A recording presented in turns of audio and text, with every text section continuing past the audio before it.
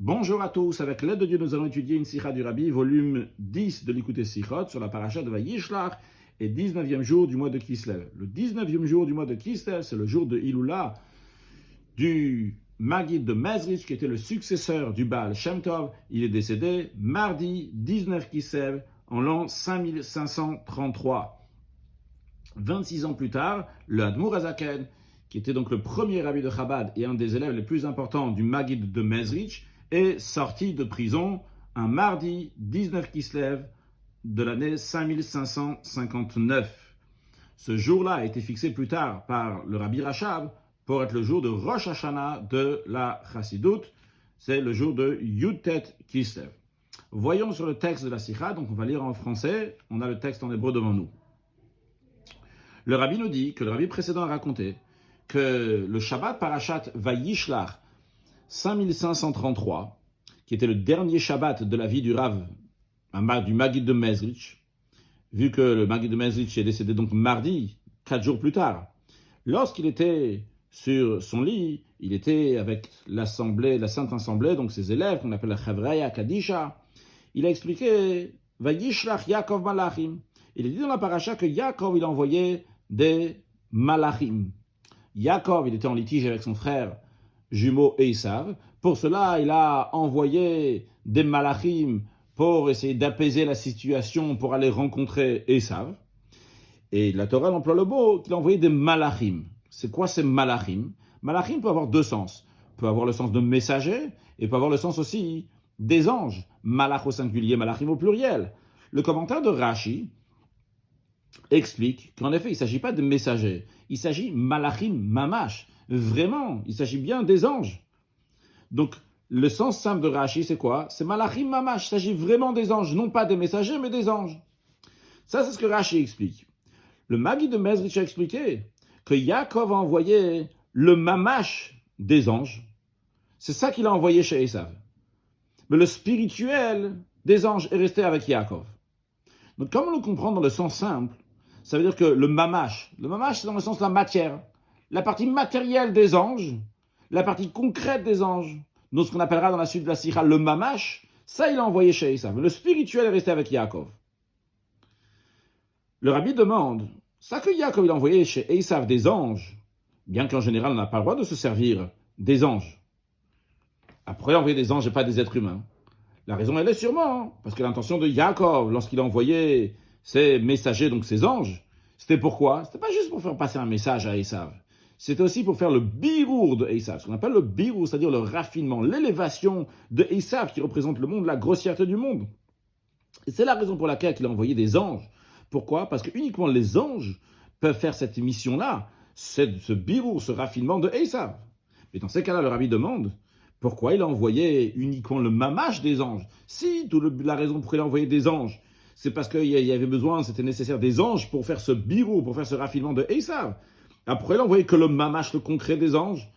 On comprend évidemment que le birou, le raffinement, est essentiellement donc, par la partie spirituelle des anges, c'est la partie matérielle des anges qui va faire ça. C'est la partie spirituelle des anges. Alors comment ça se fait qu'il a envoyé seulement le mamash et non pas la partie spirituelle? Dans la note 5, le rabbi nous dit, même si, pour une certaine raison, Esav pourrait voir son birou uniquement par le mamash des anges, mais a priori, ça aurait été mieux d'envoyer des êtres humains, parce que si c'est par le mamash des anges qui va être élevé, dans ce cas-là, prends des êtres humains. Les êtres humains, ils ont encore plus de mamash. Il est encore plus fort le gâche, la matériel des êtres humains. Et bien que ça a été expliqué dans l'Ikutei Sichot que ce n'était pas possible d'envoyer des êtres humains, halachiquement parlant. Et on comprend aussi, même quelqu'un qui apprend juste Ben Chamesh Nemi, quelqu'un qui a 5 ans, qui apprend le sens simple du verset, il peut comprendre aussi qu'il ne pouvait pas envoyer des êtres humains. Pourquoi? Parce que si tu envoies un être humain et il va être endommagé lorsque toi tu l'as envoyé, eh bien la personne qui l'a envoyé, il doit faire tchouva. Et parce qu'il a fait quelque chose qu'il ne fallait pas. Et en ce qui nous concerne, en l'occurrence, en ce qui concerne Yaakov, s'il va envoyer des êtres humains chez Esav, il y a une chance, c'est pas juste une chance, mais une chazaka, que sûrement Esav va leur faire du mal. Mais quand même, le rabbi dit, il aurait pu envoyer des êtres humains s'il y avait besoin de plus de mamash, plus de matériel pour élever Esav. il aurait pu envoyer des êtres humains, non pas en tant que messagers, mais en tant que question. Et que Esav va pas savoir que c'est des émissaires, des délégués, des messagers de Yaakov. Dans ces cas-là, il n'y aurait pas eu de danger. Bien que dans l'écouter Sichot, là-bas, le Rabbi explique que ça même, c'est ce qui oblige Rashi de dire que c'était des anges.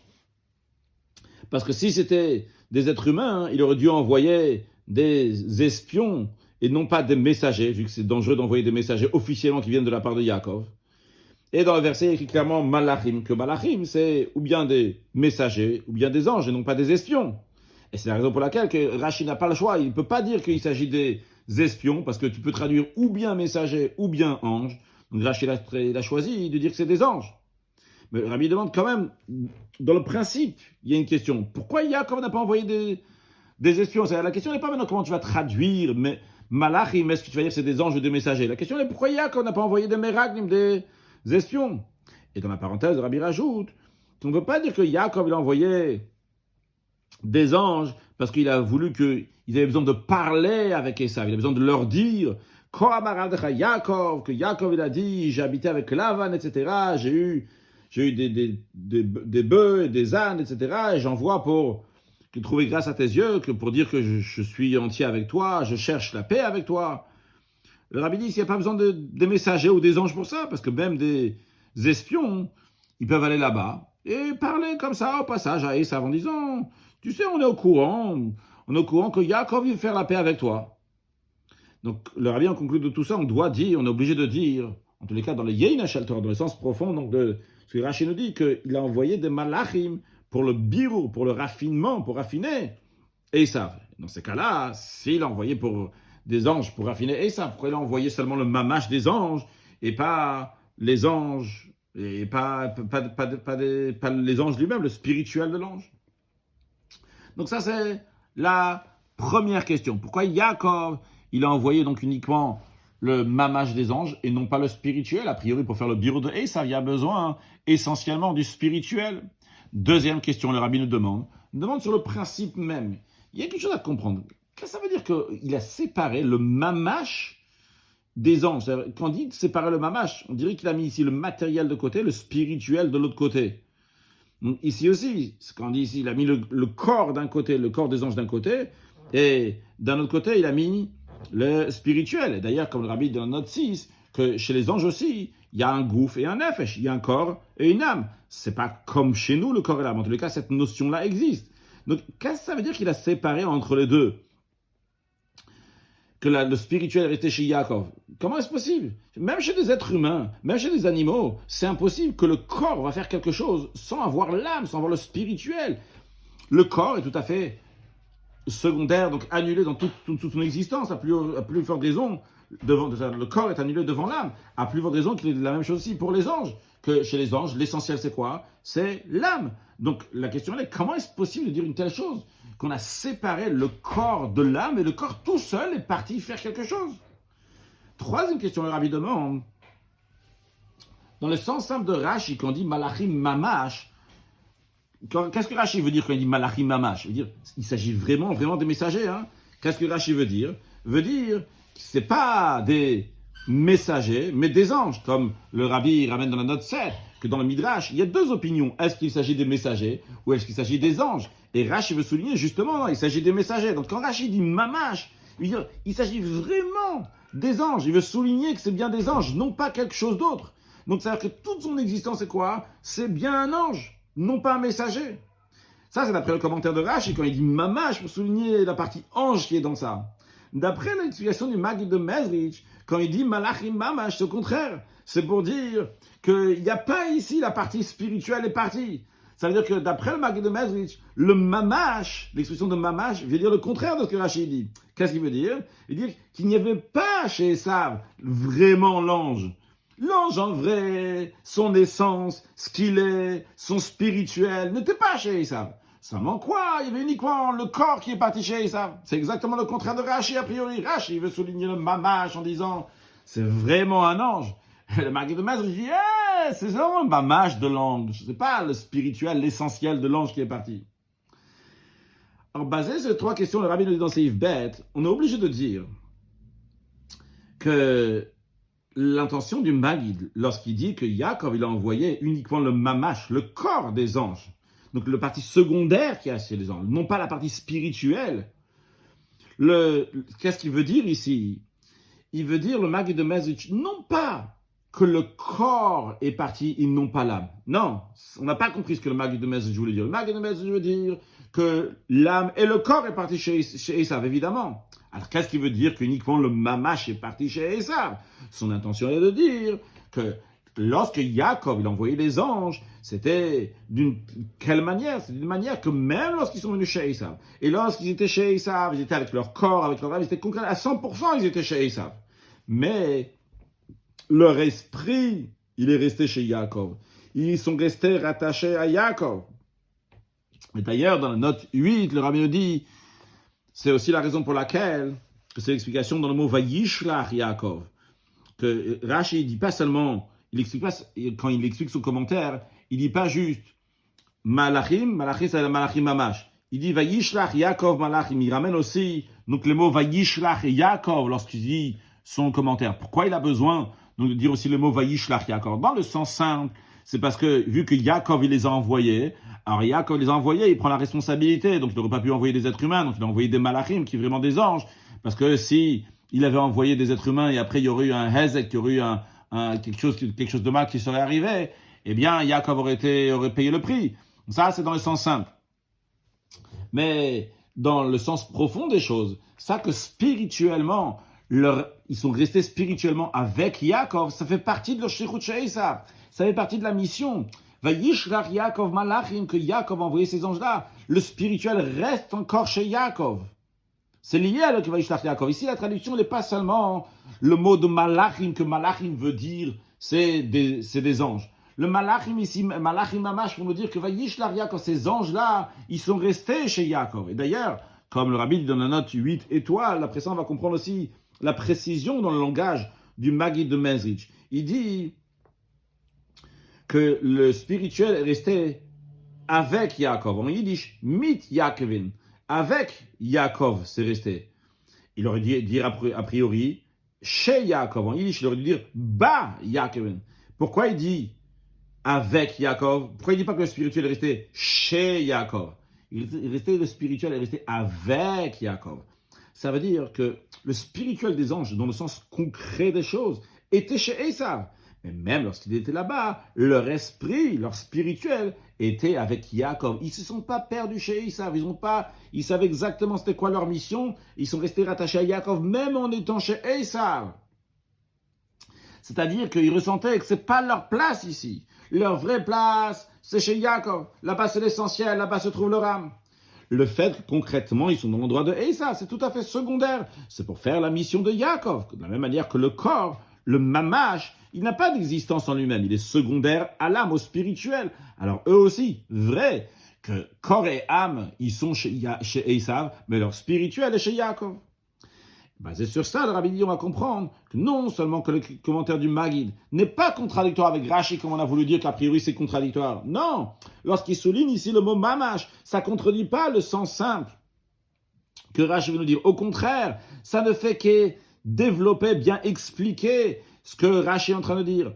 Parce que Rashi nous dit qu'il a envoyé des anges, mais la seule possibilité que des malachim mamash, des anges vont pouvoir faire le raffinement de Esav, travailler Esav, que Esav c'est pas juste du gashmi, la matière c'est le plus bas dans la matière, dans le chumri, la grossièreté de la matière. Comment ils peuvent faire ce birour-là, ce raffinement? C'est uniquement sur leur âme, sur leur spirituel, reste rattaché à Yaakov, qui ne change pas même lorsqu'il se trouve chez Esav. Il se trouve donc que l'explication du Maguid, qu'uniquement le mamash a été envoyé chez Esav, ça souligne encore plus le sens simple que Rashi nous dit, qu'il a envoyé malachim mamash, que les malachim qu'il a envoyés, ils sont restés malachim, ils sont vraiment restés des malachim. Rashi nous dit malachim mamash, pour dire vraiment c'était des anges. Et le Maguid nous dit, comment ils sont restés vraiment des anges, même lorsqu'ils étaient chez Yaakov, même lorsqu'ils étaient chez Esav. C'est parce que le mamash uniquement est parti chez Esav, mais le spirituel est resté chez Yaakov. C'est ça qui a fait que même quand ils étaient chez Esav, ils sont restés vraiment de malachim. C'est Gimel.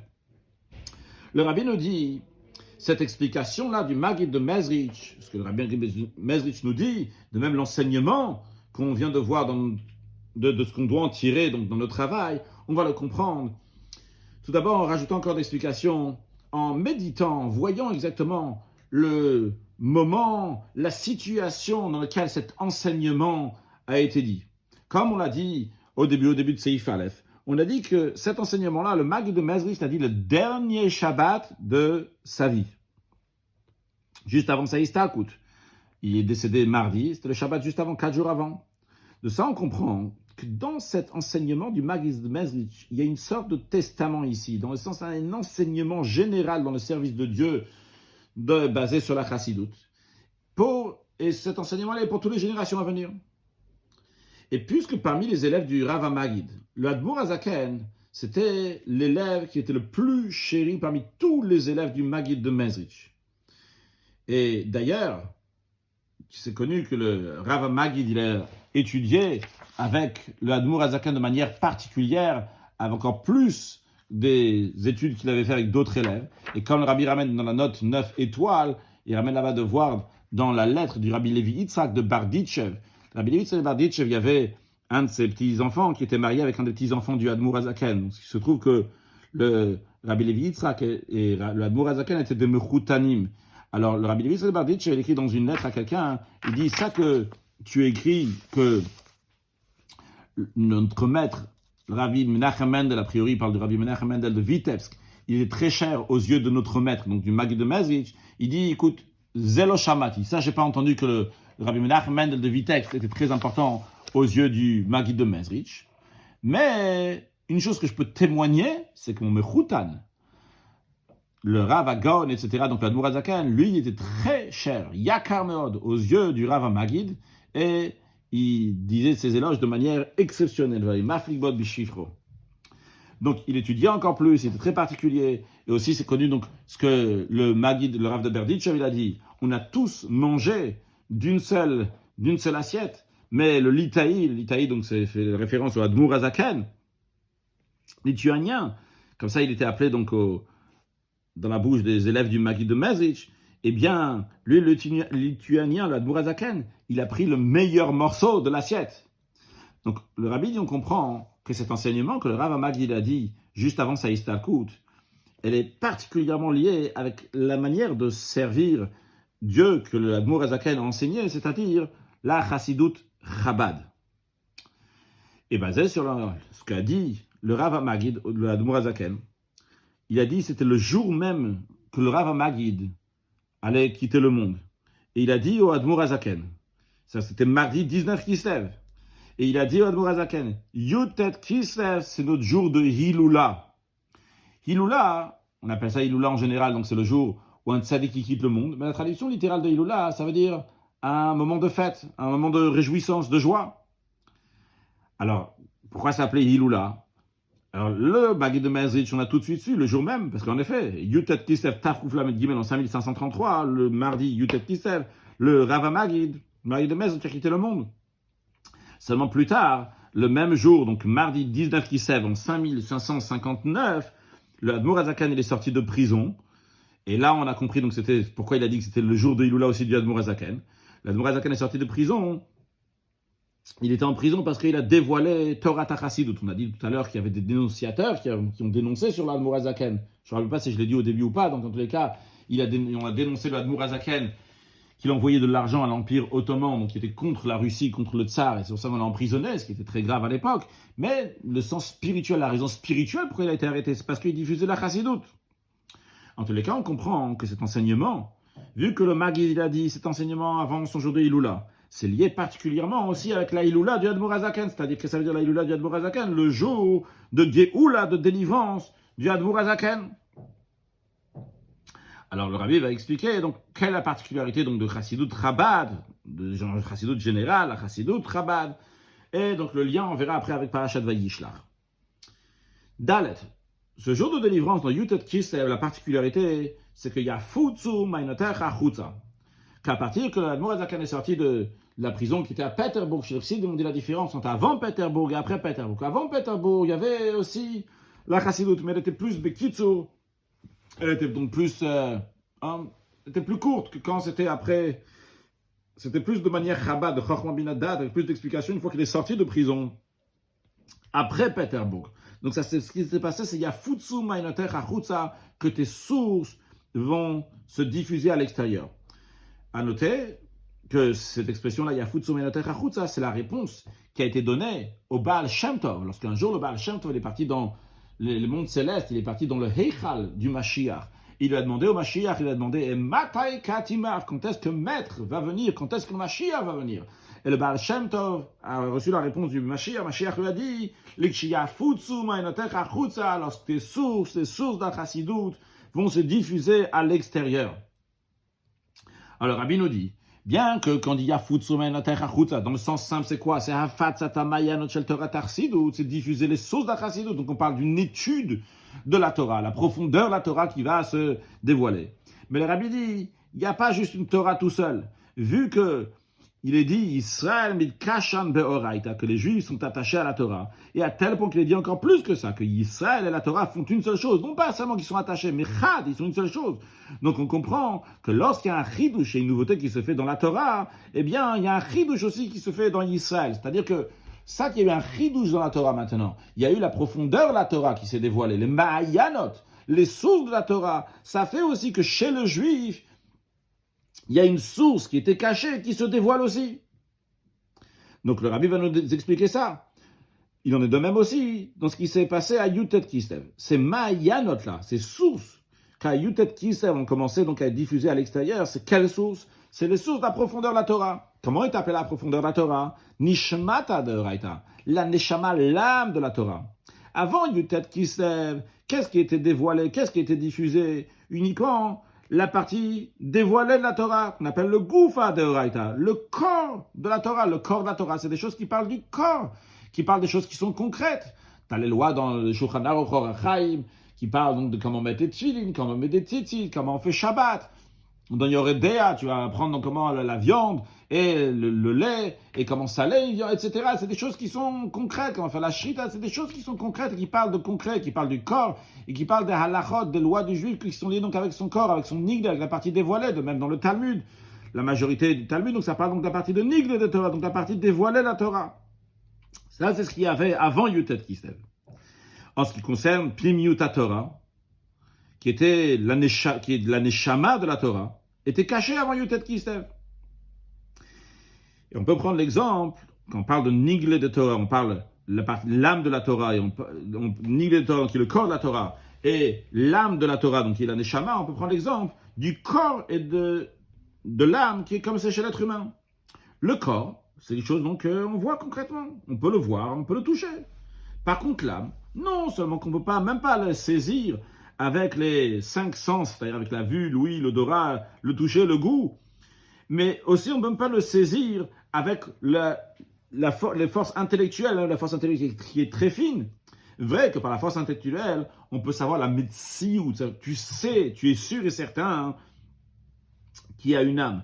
Mais d'où tu sais qu'il y a une âme? Non pas parce que tu sais mahou, le mahout, qu'est-ce qu'elle est l'âme? Tu ne sais pas qu'est-ce qu'elle est l'âme. Tu sais qu'il y a une médecine d'une âme, tu sais qu'il y a une telle existence qui s'appelle l'âme. Pourquoi tu sais? Parce que tu vois l'effet de l'âme sur le corps. Et quand tu vois un corps qui est vivant, tu arrives à une conclusion, tu dis, ah, c'est sûr et certain que dans ce corps-là, il y a une âme qui est vivante et qui fait vivre le corps. Donc tu sais la médecine de l'âme, mais le mahout, qu'est-ce qu'elle est cette âme? C'est au-delà de la compréhension. Donc, tout ça, c'est pour expliquer ce qu'il y avait avant Yutet Kislev. Mais le Rabbi nous dit, le chidouche de Yutet Kislev, c'est qu'à partir de ce moment-là, même la partie cachée de la Torah, elle vient et se dévoile de manière dévoilée, à tel point qu'on peut étudier, comprendre avec notre cerveau, comme on comprend une partie dévoilée de la Torah, on peut la comprendre, et non seulement qu'on peut la comprendre, on peut même le diffuser, et le diffuser à l'extérieur. Donc ça, c'est le chidouche qui s'est passé dans la Torah. Avant, il y avait une partie de la Torah qui était cachée et qui était incompréhensible, qu'on ne pouvait pas saisir. Et à partir de Yutet Kislev, il y a une partie de la Torah, donc la partie cachée de la Torah, l'âme de la Torah, qu'on peut comprendre, on peut saisir, on peut même la diffuser. Alors le Rabbi nous dit que ce chidouche-là qui est dans la Torah, donc dévoilé, la neshama de la Torah, il y a aussi dans le peuple juif. Ce qui s'est passé à Yutet Kislev dans la Torah, s'est passé aussi dans le peuple juif.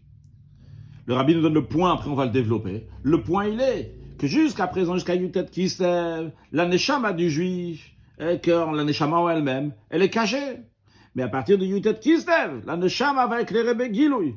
Qu'est-ce que ça veut dire qu'elle va éclairer Begilouy de manière dévoilée? Que même dans le corps, on va voir aussi les sujets de la neshama. Qu'est-ce que cela veut dire? C'est y fait. Le rabbi va nous développer maintenant. Donc, qu'est-ce que ça veut dire que la neshama s'exprime dans le corps et jusqu'à où la neshama va s'exprimer dans le corps et comment, grâce à la chassidut, on fait que la neshama va s'imprégner totalement dans le corps va devenir une seule chose avec la neshama. C'est y fait. L'explication de cela. Dans le dévoilement de la neshama dans le corps, il y a deux manières, de manière générale. Premièrement, Aleph, lorsque la neshama, elle se dévoile à tel point qu'elle domine le corps. Dominer. Quand tu domines, c'est que le corps, il se plie. Mais, bien que le corps se plie, il y a le corps il est là, il a son idée, il a ce qu'il veut, mais il se plie, il s'écrase, il écoute ce que la neshama elle veut. Bien, ça c'est une étape. Deuxième étape bête, que la neshama est tellement dévoilée dans le corps, à tel point que le corps, il n'a aucune existence en lui-même. Ça c'est le vrai dévoilement de la neshama dans le corps. La neshama est totalement dans le corps. Non pas qu'elle domine sur le corps, comme c'est la première manière, mais ici, c'est naturel. Le corps et l'âme sont une seule chose. Et pour cela, le rabbi nous donne un exemple. Quand on voit le corps et l'âme animale, l'âme vitale, c'est-à-dire, ce qu'on parle ici, quand on parle d'un neshama ici, on ne parle pas juste d'un neshama qui fait vivre le corps, que le corps ne soit pas mort. Non, on parle d'un neshama ici, le chelek elokam imal mamash, la parcelle de Dieu, le nefesh elokit, on est en train de parler ici. Mais le rabbi va nous donner un exemple du corps et l'âme qui fait vivre le corps. L'âme qui fait vivre le corps, on l'appelle nefesh abamit, nefesh chiyonit. Donc l'âme animale, l'âme qui donne la vie. Donc dans un corps d'un être humain, tout simplement, pas spécialement d'un juif. On ne peut pas séparer entre eux de dire, ah, il y a le corps, il est d'un côté. Et le corps, il fait la volonté de l'âme. Comment il fait la volonté de l'âme? Parce que l'âme, elle lui dit, écoute, allez, fais ça. Ah, ok, allez, il va aller faire ça. Parce que l'âme va faire du forcing sur le corps, il va faire ça. C'est pas comme ça que ça se passe, la relation entre le corps et l'âme chez un être humain. Non. Comment ça se passe? Vu que l'âme, c'est la vitalité du corps, alors l'âme est totalement unie avec le corps. Donc le corps est tout à fait secondaire, effacé donc à l'âme. L'âme n'a pas besoin de donner des ordres sur le corps pour que le corps va écouter ce qu'il faut faire. Mais automatiquement, l'âme elle veut, le corps il va faire. Alors là même, cet exemple-là qu'on vient de dire, pour le corps et l'âme qui fait vivre le corps, qui sont une seule chose, il n'y a pas deux, il n'y a pas l'âme qui fait du forcing sur le corps. Et c'est tout à fait normal, parce qu'ils sont une seule chose. Le corps il est secondaire à l'âme, il est tafel, il est effacé à l'âme. Donc l'âme et le corps deviennent une seule chose. Eh bien, le rabbi nous dit, il en est de même aussi chez un juif, que sa vitalité, c'est quoi? C'est le nefesh halokit, c'est son nefesh halokit. Parce que le peuple juif, il est écrit atem kuim adam, le terme de Adam, qui veut dire un être humain, donc il s'agit pour le peuple juif, c'est pas juste un être humain, bon, c'est le terme de Adam. Pourquoi le juif il est appelé Adam? Basé sur le verset qui est dit Edam el Elyon, parce que je ressemble à celui qui est là-haut. C'est-à-dire le juif, il est lié avec ce qui est là-haut. C'est-à-dire que même sa chayout matérielle, sa vitalité matérielle de son corps et de l'âme divine. Vrai, dans la note 24, le rabbi dit que Begilo, de manière dévoilée, qu'est-ce qu'on voit, la vitalité d'où elle vient? Elle vient du Nefesh Abamit. Et d'ailleurs, dans la parenthèse de la note 24, le rabbi nous dit, comme dans le Tanya, il est dit, il est dit que chez les Beinonim, chez les moyens, le Beinonim du Tanya, quelqu'un qui n'est pas encore un tzaddik, eh bien, son nefesh abamit, son âme animale, ça même, c'est sa vitalité. Et là-bas, dans le Tanya, il dit qu'uniquement les tzadikim, là-bas, il donne l'exemple de Hillel, que uniquement chez eux, le nefesh halokit, c'est vraiment toute leur existence. Alors, Rabbi dit dans la note 24 que bien que de manière dévoilée, qu'est-ce qu'on voit que c'est la vitalité du corps, c'est de l'âme animale, mais la vraie vitalité chez le juif, c'est quoi? C'est de nefesh halokit, c'est de l'âme divine. Seulement quoi? Qu'elle passe par le nefesh abamit, mais chez le juif, c'est quoi sa vitalité? C'est nefesh halokit. Et tout son inyan, tout sujet, toute son existence du corps juif, c'est juste un réceptacle pour la neshama, de la même manière que chez un goy, chez un être humain ordinaire.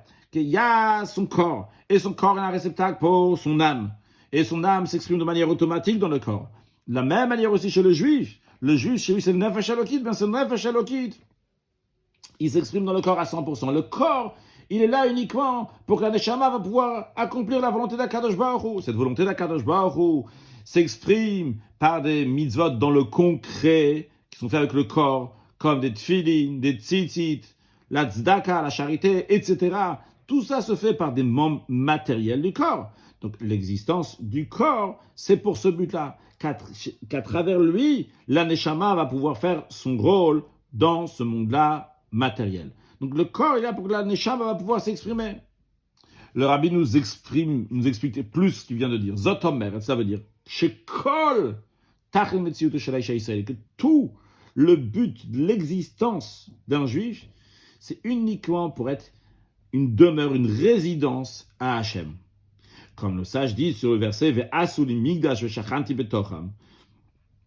vous allez me faire, ils me feront un sanctuaire et je résiderai dans eux. C'est connu la question, comment on dit au début du verset, ils me feront un sanctuaire. Dans la suite, il y a écrit, je résiderai dans eux. En effet, nos sages disent, il n'y a pas écrit, au début c'est au singulier, après c'est au pluriel. En effet, il n'y a pas écrit, je résiderai dans lui, dans le sanctuaire. Il y a écrit dans eux, parce que dans eux fait référence à chacun et à chacune du peuple juif, qui a un mishkan, qui fait une résidence pour Hachem, une demeure à Kadosh Baruch Hu. Il n'est pas une existence en lui-même. Il est là pour que Kadosh Baruch Hu va s'exprimer. Le rabbi, il appelle ça dans le sens de Ishak Sheira.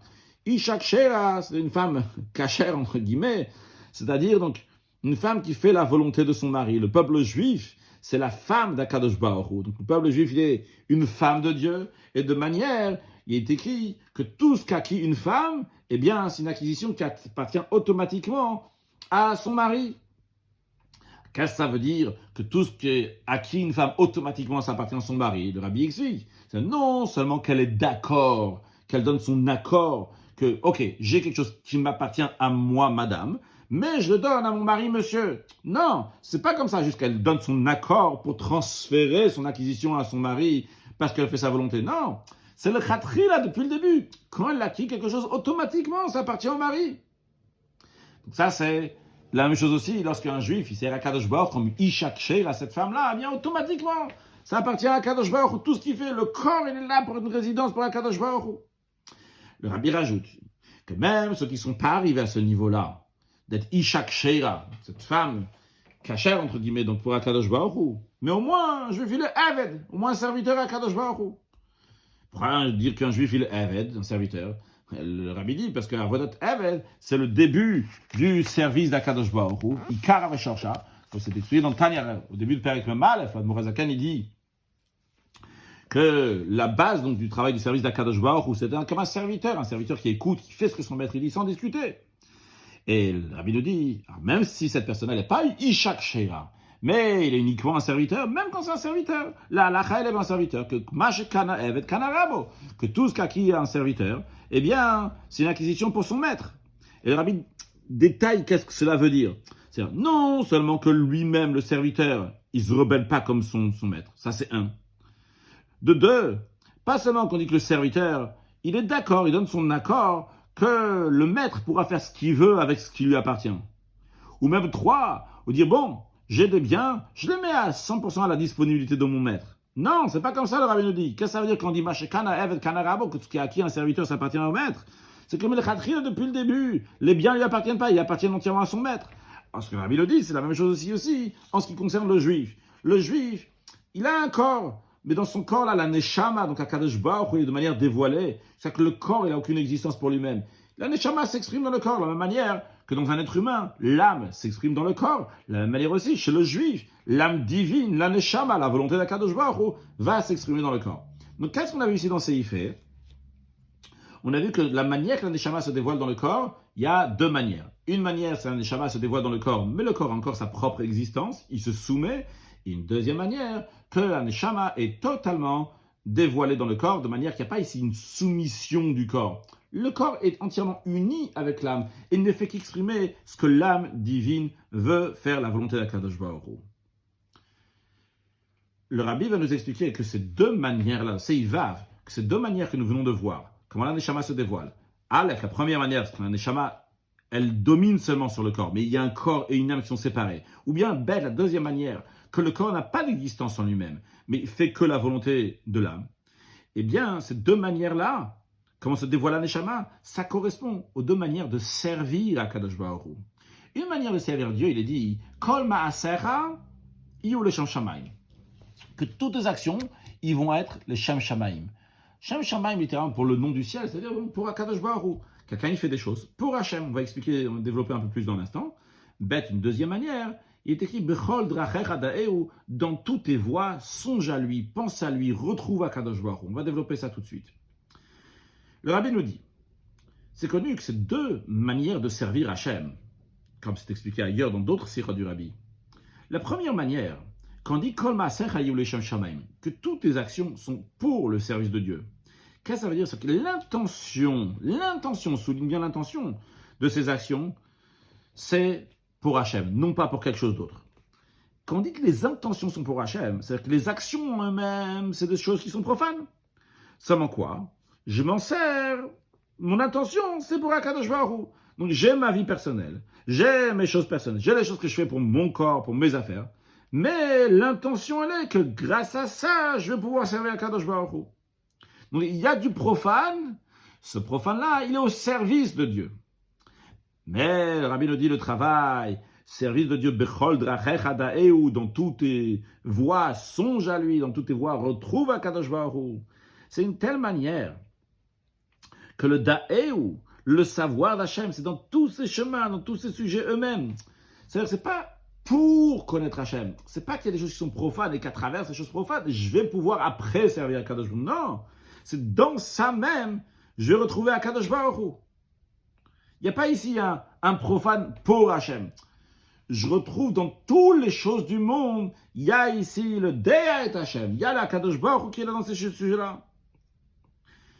Le Rabbi développe ça va Pirouche Bazer, bien qu'a priori, on aurait pu dire la seule manière pour arriver à Da'e ou à connaître Hachem, c'est uniquement quand tu es dans des sujets qui sont Kedusha direct, sainteté, purement saint.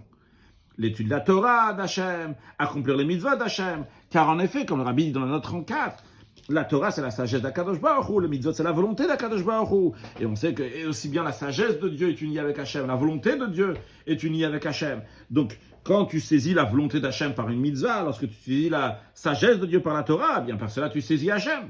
Donc, qu'est-ce que j'aurais dit? J'aurais dit, tu veux t'attacher à Akadosh Baruch Hu, c'est uniquement par la Kedusha.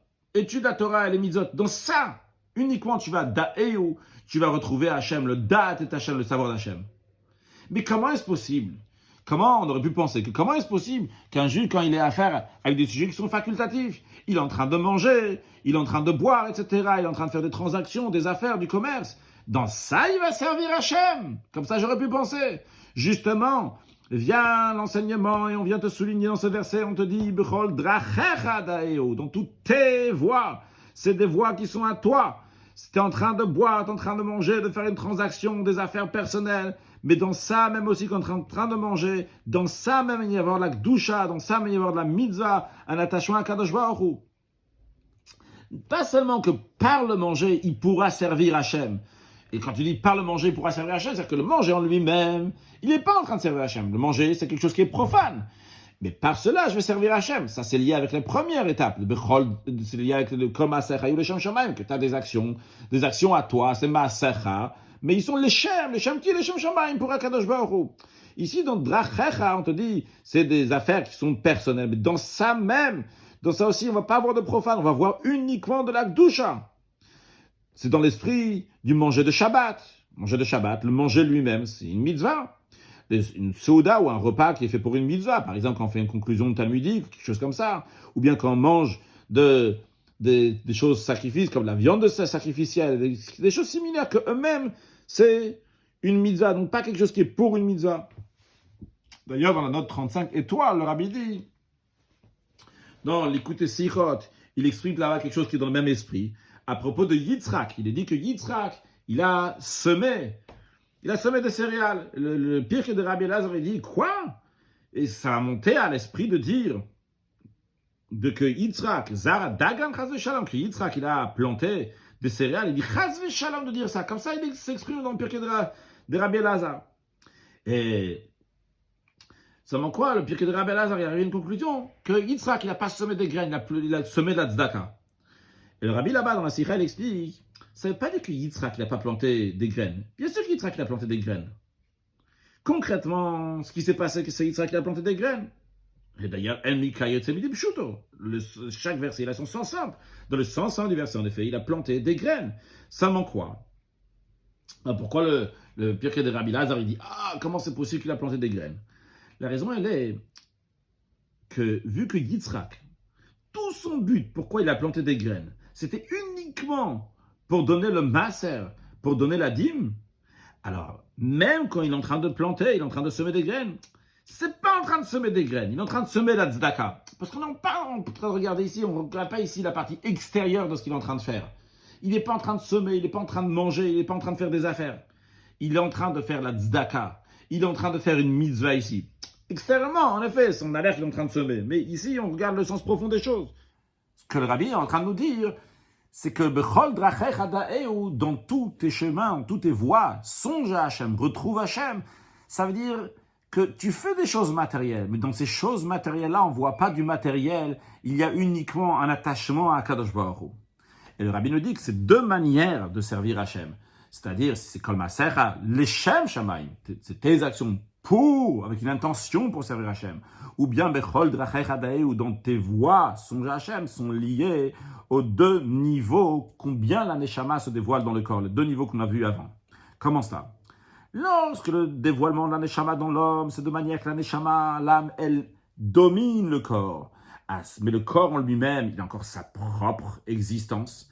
Alors à ce moment-là, le corps, il a ses affaires personnelles. Mais quoi? Il va faire l'Eshem Shamayim, pour Hachem. C'est-à-dire que les sujets profanes, les sujets du corps, ils ont une importance en eux-mêmes. Seulement quoi? Le corps, tout ce qui est lié avec le corps, il est entièrement soumis à l'âme qui domine. Et donc, concrètement, il ne fera rien juste pour lui-même, il fera pour Hachem. Mais il y a un corps ici, qui a sa volonté, ses affaires à lui personnelles, jusqu'ils vont être là, ils vont être soumis à Kadosh Baruch Hu. En revanche, donc ça c'est Bechol Drachech, c'est comme Maaser à l'Hashem Shamayim, c'est Maaser à ses affaires, juste ils sont les Shem Shamayim pour Kadosh Baruch Hu.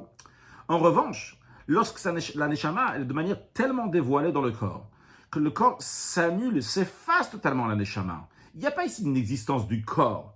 À ce moment-là, encore une fois, quand il n'y a pas d'existence du corps, c'est comme on a dit tout à l'heure dans la note 35 étoiles, que Yitzhak n'a pas semé. Bien sûr qu'il y a une existence du corps, bien sûr que Yitzhak a semé, mais ce n'est pas ça qu'on voit. Ce qu'il y a ici, il y a uniquement la volonté d'Akadosh Baruch Hu qui s'exprime. Il y a uniquement l'âme qui s'exprime. Donc, à ce moment-là, même les sujets du corps et du monde, ils sont d'ailleurs. Il y a des sujets du monde, mais ils sont d'ailleurs.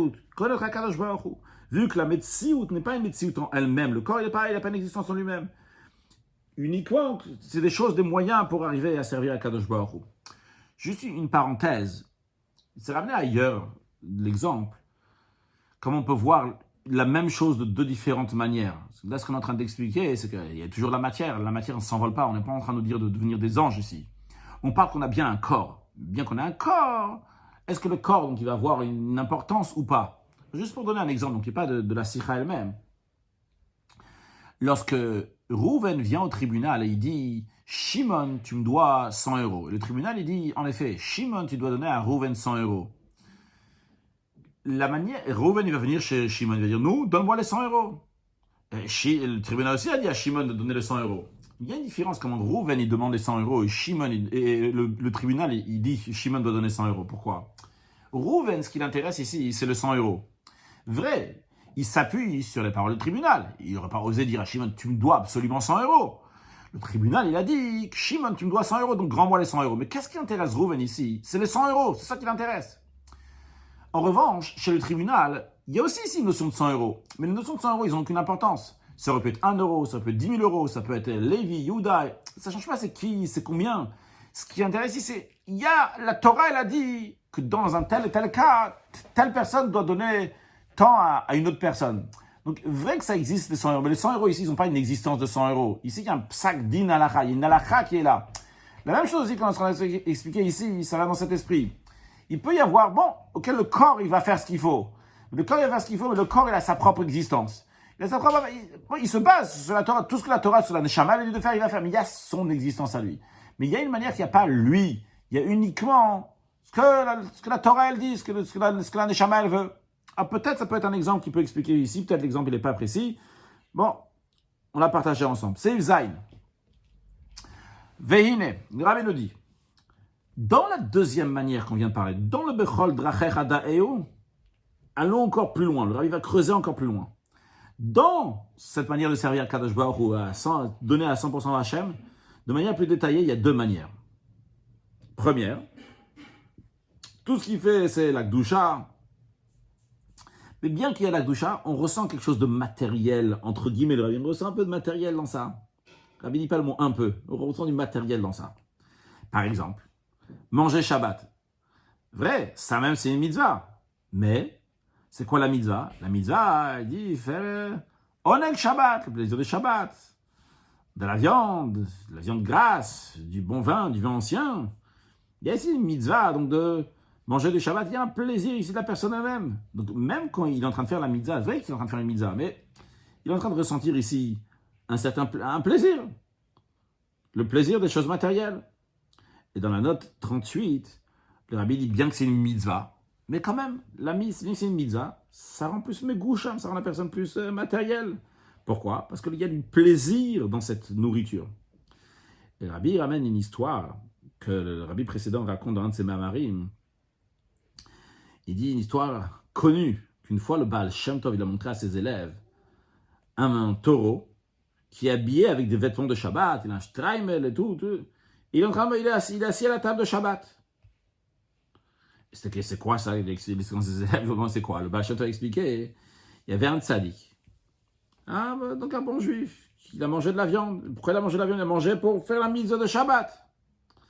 Mais il avait tellement une volonté de faire la mitzvah, de manger de la viande, que lui-même, il est devenu comme un taureau. On voyait un taureau dans lui. Et son intention, c'était d'accomplir la mitzvah. C'est-à-dire que, il y a ici, c'est megachem, ça rend matériel. Et à la fin de la note, le Rabbi dit encore plus que ça. Il ramène de Torah, l'écouter Torah, parce que le Mourazaken dit, pas juste que le plaisir matérialise la personne, mais le fait de manger même, c'est megachem ktsat, ça rend un peu megoucham. Donc ça rend la personne qui devient plus dans la gashmiut. Donc on voit ici quelqu'un qui fait une mitzvah, mais même quand il fait une mitzvah, vu que cette mitzvah elle est faite avec la gashmiut, avec du matériel, le matériel a une certaine importance, même que c'est dans un cadre qui est entièrement mitzvah. Mais il y a quand même ici quelque chose de matériel. Mais allons encore plus loin, le Rabbi nous creuse dans le Bechol Drachecha Da'eu. Cette manière qu'on vient de dire, c'est aussi un Bechol Drachecha Da'eu. Juste qu'il y a la gashmiut aussi ici. Mais il y a une manière encore plus que ça, le Rabbi nous dit, que toutes ces choses matérielles, ils sont effacés, ils sont entièrement unis, tellement avec la divinité, que toute leur existence elle-même, elle devient la Gdusha. On ne voit plus de gashmiut ici. Non pas parce qu'il y a beaucoup de lumière de Gdusha qui est dans ça, donc la lumière est tellement forte, elle écrase la matière. Non. Mais c'est parce que la matière est tellement soumise au Da'eu, elle est tellement soumise à Hachem. Alors la matière elle-même, elle devient quelque chose de kadosh. Il n'y a pas ici une mitzvah qui est faite à travers cette matière. C'est que la matière elle-même, elle devient de la Gdusha. Donc, c'est deux manières dans le Bechol Drachecha Da'eu. Est-ce que les actions de la personne sont saintes, mais sont faites avec de la matière, ou bien que la matière elle-même, elle devient de la Gdusha? Et pour cela, pour cette deuxième manière, le Rabbi, encore une fois, nous donne un exemple du corps avec l'âme. Donc encore une fois, quand on parle ici du corps avec l'âme, on ne parle pas donc du corps avec l'âme divine. Le Rabbi donne un exemple d'un corps, d'un être humain ordinaire, un goy qui n'a pas d'âme divine. Comment son corps est rattaché à son âme. Il y a une règle. Lorsque le corps est en bonne santé, tu ne ressens pas le corps. Tu ressens rien du corps. Le fait qu'on ne ressent pas le corps, c'est un signe qu'on est en bonne santé. Quand quelqu'un il ressent son corps, même s'il ne ressent pas du mal, mais c'est un problème. D'ailleurs, le Rabbi ramène dans la note, quand l'enfant il a dit Roche, il a dit à son père, ma tête. Le fait qu'il a dit ma tête, c'est qu'il ressent sa tête. Le fait de ressentir la tête, c'est que c'est un problème. Même lorsque quelqu'un a pas mal, mais il ressent lourd, il se ressent lourd, il ressent quelque chose de son corps. Les membres sont lourds, la tête, le pied, le cœur, les mains, c'est un signe qu'il y a quelque chose dans ce membre-là ou dans le corps qui ne va pas comme il faut. Quelle est la raison? La raison est que, vu que toute la vitalité du corps, c'est la vitalité de l'âme, c'est la raison pour laquelle, que quand tout va bien, on ne ressent pas le corps. Parce que c'est l'âme ici qui gère. Tu ne ressens pas le corps. Du moment où tu ressens le corps, même juste que ce soit lourd quelque part, c'est que là-bas, il y a quelque chose qui ne va pas. L'âme ne s'exprime pas bien comme il faut. Alors, le Rabbi repart à notre explication en ce qui nous concerne, notre explication comment la Neshama, elle rentre entièrement dans le corps. Le Rabbi il dit de même aussi dans la vitalité de l'âme divine. Lorsqu'un juif il est en bonne santé spirituellement, c'est-à-dire que tout son corps, son âme animale, ce qui lui appartient dans le monde, il ne voit pas en tant que médecin ou ils n'ont pas d'existence eux-mêmes. Toute leur existence, c'est uniquement l'âme divine. Il n'y a pas ici un sentiment de quelque chose qui pèse. Il n'y a que de la divinité. Par exemple, si on va prendre le fait de manger. Quand il est en train de manger, tout son sentiment, c'est quoi? C'est qu'il doit amener la divinité dans ce monde. Comment? À travers cette nourriture-là, à travers ça, donc dans le monde matériel. En mangeant, et vu que ça se passe, donc en disant la bracha, en disant Baruch atah Hashem Elokeinu melech haolam, béni sois-tu, Dieu, notre éternel, roi de l'univers, du monde. Donc il amène la locou dans le monde par le manger. C'est la raison pour laquelle il mange des choses matérielles. Quand il est en train de manger, il ressent tout ce qu'il ressent uniquement. Elokeinu melech haolam, notre Dieu, maître, roi de l'univers. De même lorsqu'il va faire du commerce. Vrai, il fait du commerce comme les commerçants le font. Mais tout son sujet en faisant ça, c'est uniquement le da'er, c'est rattaché à Hachem. Le Rabbi dit, comme l'histoire connue de Rabbi Yamin Klatzker, c'était un des élèves, des grands élèves du Admour HaZaken, qu'il gagnait sa vie en vendant du bois. Et une fois, donc c'était quelqu'un qui avait les moyens, il se démarchait, etc. Et une fois, donc il a fait un bilan de toutes ses affaires. Et le total, il a écrit « Einod Milvado ». Chez lui, dans sa tête, c'était évident que le total de tout ça, c'est « Einod Milvado ». Il n'y a rien d'autre à part Kadosh Baruch Hu. Donc, dans ce Seif Zayin, le Rabbi nous a dit que dans Bechol Drachecha même, il y a plusieurs manières. Est-ce que la matière, elle a encore une importance, ou bien la matière, elle est entièrement devenue de la Kedusha? Seif Red, le Rabbi nous dit que chaque détail, chaque sujet dans le service de Dieu, que ton Torah Chassidut, elle exige de chacun, eh bien, tout d'abord, les Rebbeim nous ont montré ce chemin par leur travail, pour ce qu'eux, ils ont fait. Comme le Rabbi l'explique dans Bat Ilegan et Tafshin Yudalef, là-bas, il ramène plusieurs histoires, comment les Rebbeim, ils ont fait Avat Yisrael, l'amour du prochain de manière incroyable. C'est pour nous ouvrir à nous le chemin aussi, comment le faire. Alors, le Rabbi nous dit de la même manière en ce qui nous concerne ici dans cette Sikha. Et comme c'est connu dans l'histoire du Admour HaZaken, qu'on va raconter dans un instant, qu'on va voir de cette histoire-là, que chez l'Admour HaZaken, eh bien, il ne ressentait pas la matière qu'il y a. Toute son existence était uniquement son nefesh elokit. Quelle est cette histoire? Une fois, chez l'Admour HaZaken, il y avait un invité important qui est venu. On raconte que c'était Reb Shlomo de Karlin qui est venu. Reb Shlomo Karliner. Et vu qu'il était quelqu'un de très important, alors les membres de la famille ont décidé qu'ils vont partager, les membres de la famille d'Admour HaZaken ont décidé de partager donc le travail de la cuisson et de préparation de la nourriture, etc. Chacun voulait prendre un mérite qu'ils vont cuisiner, on a quelque chose dans la cuisine. Et c'est ce qu'ils ont fait. Juste qu'ils ont oublié un détail. Quand ils ont partagé, donc entre tout le monde ce qu'il fallait faire, ils ont oublié de partager qui va mettre le sel dans le plat. Quand chacun s'est rappelé qu'on n'avait pas partagé qu'il faut mettre du sel, chacun a voulu mériter mettre du sel. Donc chacun il a mis du sel, sans raconter à l'autre qu'il a mis du sel. Nous, quand on a venu à manger devant l'Admour HaZaken et l'invité, donc l'Admour HaZaken il a mangé normalement. Mais l'invité il a commencé à goûter et il a mis le plat de côté. L'Admour HaZaken a dit pourquoi vous ne mangez pas? Il a répondu, il a dit parce que c'est très salé. L'Admour HaZaken il a dit quand j'étais encore à Mezrich, chez le Maguid de Mezrich, il a influencé sur lui-même l'Admour HaZaken de pas ressentir le goût qu'il y a dans la nourriture. Donc, maintenant, le Rabbi nous donne un exemple.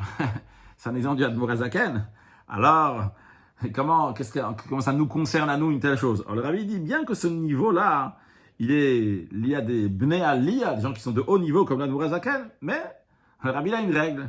Si cette histoire-là, elle arrivait à nous on a entendu cette histoire, c'est une preuve qu'au moins de temps en temps, dans certaines situations, on peut, si on peut, donc si on peut, si on doit, de temps en temps, être dans une telle situation, même chez quelqu'un d'ordinaire. Dans la note 41, le Rabbi dit, de voir dans le Tanya Perikum Dalet, là-bas, en ce qui concerne Moshe Rabbeinu, il dit que même qui peut dire, je vais être au niveau de Moshe Rabbeinu, même un petit niveau, quelque chose de Moshe Rabbeinu. Le Admora Zakanaba, il dit quand même, Efes Katseu, un petit quelque chose de sa grande bonté et lumière, c'est aussi dans tous les Bnei Israël. Alors le Rabbi veut dire ici aussi que si on a entendu ça, c'est que c'est aussi un enseignement pour nous. Chacun doit aspirer à ce niveau-là, arriver à ce niveau-là. Le Rabbi dit, même si quelqu'un ne peut pas arriver à ce niveau-là, sur ce niveau-là, qui est ne pas ressentir la matière, parce que pourquoi il ne ressent pas la matière? Parce qu'il est tellement rattaché à Kadosh Baruch Hu. Il ne peut pas arriver à ce niveau-là, même de temps en temps. Le Rabbi dit, même s'il peut arriver à ça, il peut faire qu'il ne va pas arriver à sentir la matière. Peut-être non pas parce qu'il est tellement uni avec Akadosh Baruch Hu, mais au moins par le fait qu'il est tellement mis dans le travail de Da'é ou de songer à Dieu, de retrouver Akadosh Baruch Hu dans chaque chose. Alors tellement que ça lui prend et ça le met dans une ambiance particulière de retrouver Hachem dans chaque chose. Par cela, il ne va pas ressentir la matière. Donc, c'est pas parce qu'il est meyouchad avec la Lokut, parce qu'il est uni avec Akadosh Baruch Hu comme l'Admor Hazaken, mais au moins parce qu'il est en train de rechercher le Da'é.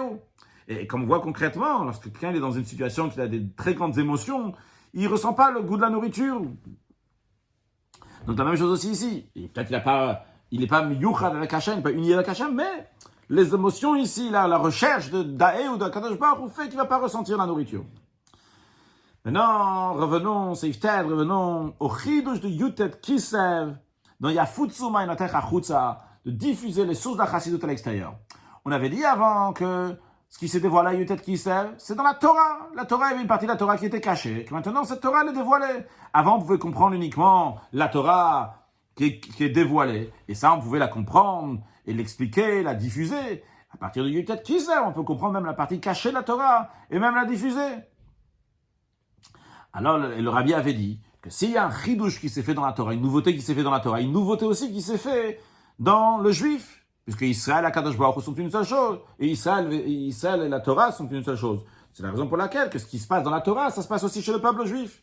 Donc chez le peuple juif aussi, il y avait quelque chose qui était caché jusqu'à Yutet Kislev, et qu'à partir de Yutet Kislev, on peut le dévoiler. Alors justement, maintenant le Rabbi va revenir à expliquer qu'est-ce qu'on peut dévoiler dans le juif. Ça, c'est le chidouche de Yutet Kislev dans Yafutsu Ma'inatech Achutza, de diffuser les sources de la chassidut de l'extérieur. Dans quel monde? Parlons de notre monde à nous. L'être humain est appelé un olam, un petit monde. Quand on dit Yafutsu Ma'inatech Achutza, diffuser les sources à l'extérieur, il y a deux points. Il y a le premier point, c'est la source elle-même qui va dans le chutza. C'est la source elle-même qui va à l'extérieur. Non pas les sources, ils restent quelque part. Et de là où ils sont, en mode télécommande, ils vont influencer comme ça dans un autre endroit qui est là-bas. Non, la source elle-même descend et va dans l'endroit, dans tous les endroits. C'est la source elle-même. Ça, c'est un point. Un deuxième point, la manière d'amener les mayanot, la manière d'amener les sources dans la chutza, c'est quelle manière? Plusieurs manières, comment le faire? On peut le faire avec, comme ça, gentiment, avec des pincettes, avec des gants. On peut le faire de manière que ça arrive jusqu'au yafutsu, que ça arrive à fond, de partout, sans limite. Justement, qu'est-ce qu'on nous dit ici? C'est yafutsu, ça doit être diffusé de manière la plus grande et la plus large, jusqu'à ce que ça ne va pas rester un endroit dans lequel c'est pas arrivé. Car s'il y a un endroit dans lequel c'est pas arrivé, eh bien, c'est une preuve que ça s'est étendu, mais c'est limité. La preuve, il y a un endroit où c'est pas arrivé. C'est pas le vrai yafutsu, c'est partout. Alors, j'ai dit tout à l'heure, il faut pas, avec des pincettes ou des gants. Peut-être il faut prendre des gants pour amener partout, mais en tous les cas, pas des pincettes. Avec les pincettes, ça va pas partout. Avec les gants, on peut amener partout avec des gants, mais en tous les cas, l'essentiel, c'est que ça arrive partout. Et ça doit être clair. Le Mayan lui-même doit arriver de partout, les sources de partout. En ce qui nous concerne maintenant, le service de l'être humain envers Hachem. Dans chaque juif aussi, il y a ce Mayan. C'est quoi cette source? Cette source qui correspond à la partie de la Torah qui était cachée. C'est quoi? C'est la Neshama. La Neshama qui se trouvait sous le Kisei HaKavod, sur le trône céleste d'Akadosh Baruch Hu. Avant ça, même, elle est encore plus haut, donc un niveau encore plus haut, Tehoraï. Donc elle est dans le niveau de pureté. Donc ça, c'est cette source-là. Cette source, il faut savoir qu'elle doit être Begiloui. Elle doit se dévoiler dans le corps aussi. Même dans le corps. Le corps, il est chutza, il est extérieur. Il est à l'extérieur des limites de l'âme. Mais là-bas aussi, l'âme doit y arriver. Maintenant, ce dévoilement-là de la source d'un neshama, il doit être de manière yafutsu meinotech achutza. Et dans les deux détails qu'on a vus avant. Premièrement, non seulement que la neshama va dominer le corps, mais qu'elle-même se trouve là-bas. C'est-à-dire que la neshama va pas faire de manière que ça va être un travail qui est profane, et comme c'est le Shem Shamaim, mais ça va être pour Akadosh Baruch Hu. Non, c'est encore plus que ça. Dans eux-mêmes, dans les choses du corps, Bechol Drachech Adaeu, dans tous tes chemins, dans toutes tes voies, dans tout tu vas songer à Hachem, dans tout tu vas retrouver Akadosh Baruch Hu. Donc c'est le Rabbi, il est en train de dire donc la première étape du Bechol Drachech Adaeu que nous avons vu avant, qu'il y a quelque chose de matériel, vrai quelque chose de matériel. On ressent ici un peu de matériel, mais ce matériel-là, il est dans un contexte de mitzvah, il est dans un contexte qui est sain. Donc, l'action que je suis en train de faire, elle est uniquement pour Akadosh Baruch Hu. Mes actions, ils sont entièrement sains. Je les fais dans la matière. Ça, c'est un premier point dans le dévoilement de ma neshama, dans les choses du corps, dans les choses du monde. Il y a un deuxième point. C'est que la page toute la neshama va s'étendre, va aller dans le corps, donc de manière illimitée. De manière que le corps, il ne va plus y avoir ici de corps, on ne va plus ressentir de corps. C'est la neshama qui va s'exprimer dans toutes les parties du corps, qui correspond à la deuxième manière de Bechol Drachech Adaeu, que dans toutes tes voies, tu vas connaître Hachem, ça veut dire que dans toutes les choses manières, qu'est-ce qu'on voit?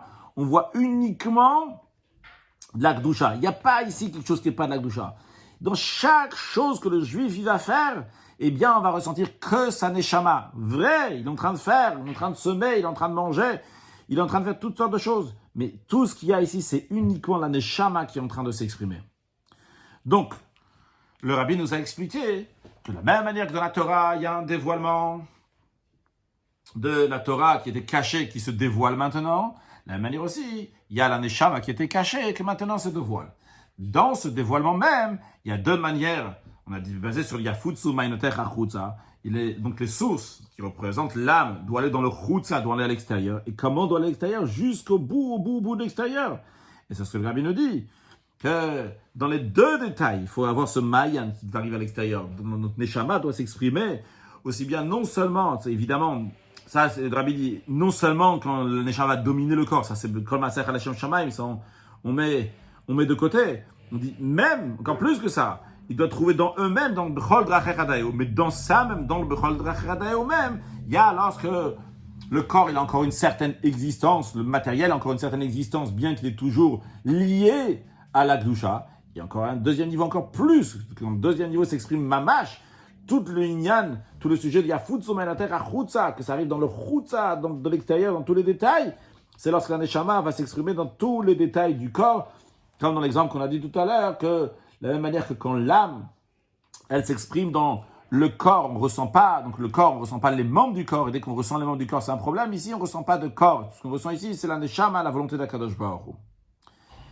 Basé sur cette explication donc, du sujet de Yutet Kislev, du dévoilement de la Chassidut, de Chassidut Chabad, Chochmot Bin Hadad, basé sur cela, le Rabbi nous dit, on va comprendre aussi donc l'enseignement du Maggid, on va le comprendre encore mieux.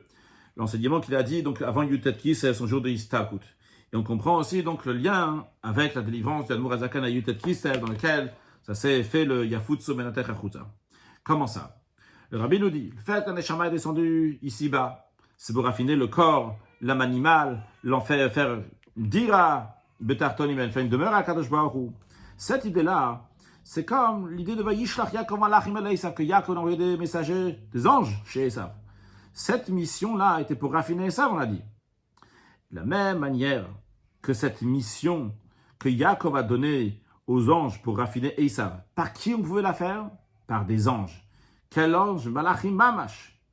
De même en ce qui concerne la shlichut, la mission de l'âme pour raffiner le corps et le monde. Donc l'idée c'est élever donc ce monde, donc c'est élever, raffiner le Esav qui représente le monde. De manière plus précise, si le Rabbi appelle ça donc le Olamato, le monde de To, qui est au-delà du monde de Tikkun, qui correspond à Esav, qui correspond à des choses matérielles qu'il y a dans ce monde. Ça, c'est par le fait que, pour chez nous, en ce qui nous concerne, un juif, c'est quoi? Il doit éveiller le malachim qui est dans lui, l'ange qui est dans lui, le spirituel qui est dans lui, qu'à travers ça, il va raffiner le monde. Dans la note 45, le Rabbi dit, et comme il y a écrit dans la Gemara Chagig, qu'il y a 3 points sur lesquels l'homme, il ressemble au malach et acharet, aux anges de service. Là-bas, la Gemara, elle dit qu'il y a des points, donc les 3 points sur lesquels il ressemble, l'être humain à l'ange, c'est qu'il a la conscience, qu'il marche donc comme un skoufa, donc il est dressé, et qu'il a la possibilité de parler. Le Rabbi dit aussi, c'est connu, que chaque mitzvah qu'un homme fait, il fait un ange. Donc ici, l'homme, il est lié avec l'ange, ce que le Rabbi veut dire. Et le Rabbi rajoute de regarder dans Traité Shabbat. Là-bas, il y a écrit quand les Juifs, ils ont dit Nas Venishma. Et Kadosh Baruch Hu, il a demandé qui a dévoilé à mes enfants, Bnei Israël, donc ce secret-là, que le malach a charret, que les anges se servent de ça. Dans tous les cas, le Rabbi veut dire ici qu'il y a une partie d'ange, le spirituel qui est chez le Juif. Et le Rabbi dit que ce spirituel qui est chez le Juif, il est encore plus que l'ange en vérité. Parce que dans le spirituel des Juifs, ils sont plus haut que le spirituel donc des anges. D'ailleurs, dans la Sikha Bilti Muga, comme le Rabbi l'a dit, donc cette Sikha-là, en Tafshin Chav Gimel, là-bas, il parle donc quand les anges, lorsqu'ils sont descendus dans le monde, eh bien, ils ont eu une descente. Ils ont eu une descente, ils sont mal comportés. De la Sikha Tafshin Chav Gimel, au-delà de celle de Tafshin Chafé. En tous les cas, dans la Bilti Muga, là-bas, le Rabbi explique qu'ils sont descendus, ils sont mal comportés finalement. Le Rabbi dit, c'est la raison pour laquelle, chez les êtres humains, il y a aussi les 3 sujets dans lesquels ils ressemblent à un animal. La Gemara avait dit 3 choses qui ressemblent comme des anges, mais aussi 3 choses quand ils ressemblent comme des animaux. Ils mangent, ils boivent, ça c'est une chose, ils se reproduisent comme des animaux, et ils défectent comme des animaux. Donc c'est 3 points qui sont comme des animaux. Le Rabbi dit, ces 3 points-là, ça montre comment le spirituel du juif est encore plus haut. Et c'est la raison pour laquelle ils peuvent faire, ils ont la force de changer, même les choses qui sont matérielles, qui ressemblent comme un animal, ils peuvent changer ça en spirituel. Et d'ailleurs, ça c'est dit de Bechol Drachadaeo, dans le niveau le plus haut, ce qu'on est en train d'expliquer, qu'ils prennent des choses qui sont matérielles. On a dit que où est-ce qu'on amène la Gdusha? Non pas jusqu'à cette Torah Mitzvot, mais dans les choses spirituelles. Par contre, dans les malachim, dans les anges, il n'y a pas cette force-là. Et au contraire, quand Moshe Rabbeinu est venu prendre la Torah, les anges n'étaient pas contents, et il a dû discuter avec les anges. Et une des choses, il leur a dit, est-ce que vous, il y a de la jalousie chez vous? Ça, vous n'avez pas, si vous avez un Yetzirah, vous n'avez pas ça, vous n'avez pas ça, vous n'avez pas la force de travailler avec ça. Donc les Juifs, ils ont une force qui est très très haut. En tous les cas, donc les Juifs, par le spirituel qu'ils ont, bien par cela, ils ont la force de raffiner les choses, même les niveaux qui sont les plus bas. D'ailleurs, dans la Sikha, là-bas, le Rabbi l'explique, c'est lié avec tout ce qu'on va lire dans la suite, l'histoire de Rabbi Meir de Premishlan, que quand on est attaché là-haut, on ne tombe pas en bas. Donc, en tous les cas, vu que le bir ou le raffinement de ces choses matérielles peut être aussi, donc de manière comme à le Shem Shamaim, donc lorsque la Shama, l'influence sur le corps de manière qu'elle domine sur le corps, jusqu'à que le corps, les forces de l'âme qui sont habillées dans le corps et qui va faire le monde, ils sont une médecine, ils ont une existence en eux-mêmes. C'est la raison pour laquelle que le Maggid Mezritch aussi dit que le but, comment de faire le raffinement, c'est lorsque les forces d'un Neshama qui vont à faire des choses matérielles, de Malachim, qui vont à la mission d'Esav, ils sont uniquement Mamash. C'est le Mamash qui va là-bas. Ils sont soumis à Ruchniut, au spirituel. On a dit tout à l'heure que les anges, leur esprit est resté chez Yaakov. C'est-à-dire que même le plus haut niveau de la Neshama, le Mayan de la Neshama, qui est au-delà de s'habiller dans le corps, il est clair, il s'exprime de manière de Hafata, de manière qu'il se développe et il se diffuse de manière infinie, même dans le Chutza, même à l'extérieur. C'est Fiud Dalef. Le Rabbi dit de même, il en est dans le sens simple de Yafut Somenotech Achutza, qu'on va pour diffuser les sources d'Achassidut en tout endroit. Ce qui a été instauré par les Rebbeim, c'est qu'on envoie des shluchim, des émissaires, dans différents endroits pour diffuser, pour dévoiler là-bas les sources d'Achassidut. Et aussi, en ce qui concerne cette mission-là, il y a l'enseignement de Malachim Mamash, c'est-à-dire que bien que c'est clair que ça doit être fait par un shliach, l'émissaire délégué doit faire sa mission, et non pas juste pour s'acquitter, mais il doit le faire avec tous les fibres de son âme, de toute son âme, se donner entièrement. Mais quand même, il doit faire attention que l'endroit où il va, dans le Chutza où il va, le Esav chez qui il va, le Rabbi dit pas le mot ici, Esav chez qui il va, mais c'est l'idée de Chutza, dans lequel là-bas il va diffuser les sources, eh bien, cet endroit-là va pas faire de Yirida, va pas faire que lui, il va avoir une chute, Chas V'Shalom.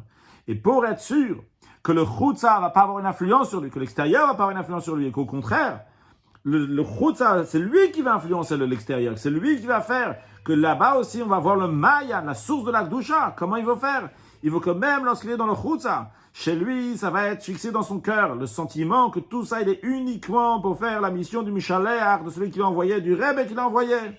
Et ça, c'est l'enseignement de la Torah du Maggid de Mezritch en ce qui concerne ceux qui sont des shluchim littéralement. Il faut savoir que uniquement le corps, uniquement le mamash, il doit être dans la shlichut qui est dans le chutza à l'extérieur, qui est chez Esav, mais le spirituel du shaliach doit rester rattaché au Mishaleach, donc en l'occurrence à Yaakov. C'est-à-dire que ça va être chez lui fixé, enraciné dans leur cœur des shluchim, que même au moment où ils sont en train de diffuser, lorsqu'ils ont affaire avec le chutza, L'extérieur, ils sont en train de faire la mission de celui qui les a envoyés, sans mélanger quoi que ce soit. Comme le corps, que toute son existence, c'est uniquement le spirituel qui est dans lui. Qu'à ce moment-là, le spirituel, c'est le Mshaler. Et c'est connu l'enseignement du Baal Shem Tov, que dans l'endroit où la volonté de l'homme se trouve, c'est là-bas où il se trouve. Et en accomplissement de cet enseignement-là, que le raffinement donc du Chutza de Esav, Ved Malachim Mamash, ça même, ça donne la force pour accomplir la mission, que finalement, le Chutza, il va devenir en Mayan, que l'extérieur va devenir en source. Jusqu'à qu'on mérite par cela la prophétie que que le libérateur montait sur le monde de Tzion pour juger le monde de Esav, que dans le monde entier, même dans le Chutza qui est lié, l'extérieur qui est avec Esav, là-bas, là-bas, Dieu va régner, comme le Rabbi souligne dans la note 50, qu'il s'agit de Mloucha, de régner, non pas Memshala. Quand on dit Memshala, c'est un règne qui fait avec du forcing. Mloucha, c'est Beratzan, c'est fait avec la volonté. Donc, l'enseignement, il est clair. Parce que chacun de nous doit faire le shlichut. Pour faire cette shlichut-là, on doit se rattacher au Mayan, à la source elle-même. On doit savoir que tout vient donc de la source de pourquoi on a été envoyé ici-bas. Le Mayan, c'est la source, c'est la Neshama doit aller de partout dans le monde pour influencer le monde et de manière que le monde devienne une seule chose avec Akadosh Baruch Hu. Et pour cela, il faut se rappeler qu'on est des shluchim, qu'on est des émissaires en ce qui concerne donc la manière de diffuser la chassidoute. Donc on est des shluchim, qu'on est des émissaires du Rabbi, on ne cherche pas, donc quels que soient les intérêts ou les sujets qui sont sur le côté, mais uniquement faire ce qu'on doit faire. Et par cela, on arrive à ce moment-là que Vehaïta Lashem Amlucha, qu'Akadosh Baruch Hu va régner dans le monde entier. On souhaite à tout le monde les Shana Tova.